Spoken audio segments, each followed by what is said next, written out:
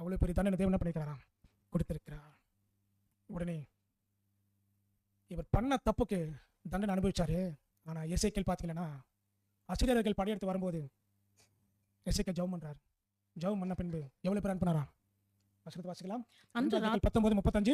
அன்று ராத்திரியில் சம்பவித்தது என்னவென்றால், கர்த்தருடைய தூதன் புறப்பட்டு அசீரியரின் பாளையத்தில் 180,000 பேரை சங்கரித்தான். அதிகாலமே எழுந்திருக்கும் போது இதோ அவர்கள் எல்லாரும் செத்த பிரேதங்களாய் கிடந்தார்கள். ஒரே சிங்கிள் நைட்ல ஒரு தூதன் 1,85,000 பேர் சாகடிக்கிறார்னா என்ன ஒரு பலசாலி இருந்திருப்பாரு? யார் ஜெபம் பண்ணது? எசேக்கியேல். எசேக்கியேல் ஜெபம் பண்ணா தேவன் கேட்டார், தூதன் அனுப்பினார். தன்னுடைய மகன் செஞ்ச பாவத்து நிமித்தமாக தேவன் என்ன பண்ணாரா, மனசுக்கு தண்டனை கொடுத்தாரு.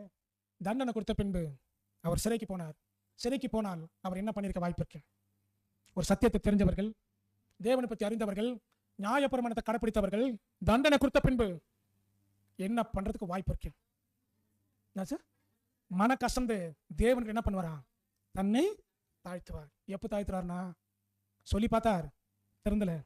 எச்சரிப்பின் சத்தம் கொடுத்து பார்த்தார், கேட்டும் கவனிக்கல. சிறையிருப்புக்கு தண்டனை கொடுத்தார், அப்பவும் திறந்தல. சிறைசாலையில் என்ன கொடுமையான தண்டனை கொடுத்தன்னு சொல்லிட்டு பைபிள் போடல, ஆனா கொடுமையான தண்டனை இருக்கும். பாபிலோனிய ஆட்சி காலத்துல பயங்கரமான கொடுமையான தண்டனை இருக்கும். ஆனா எசேக்கியேல் 1 வருஷம் இருந்தாரா 2 வருஷம் இருந்தாரான்னு சொல்லிட்டு பைபிள் ரெக்கார்டு இல்லை. ஆனால் உள்ள போன பொண்ணுக்கு தண்டனை கொடுத்த பின்பு அவர் யாரை நோக்கி பார்த்திருக்கிறா, தேவனை நோக்கி பார்த்து கெஞ்சிருப்பார், தன்னை தாழ்த்திருப்பார். தாழ்த்தின பின்பு தேவன் என்ன செஞ்சிருப்பார்?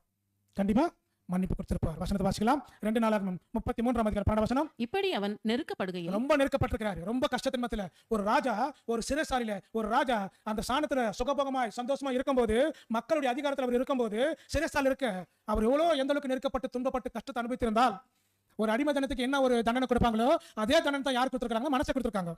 அப்பேற்பட்ட கஷ்டத்தை இவர் அனுபவிச்சிருந்தால் அவர் தேவன் நோக்கி கெஞ்சி கூப்பிடுறாரு. தன் தேவனாகிய கர்த்தரை நோக்கி கெஞ்சி தன் பிதாக்களின் தேவனுக்கு முன்பாக மிகவும் தன்னை தாழ்த்தினான். யார்கிட்ட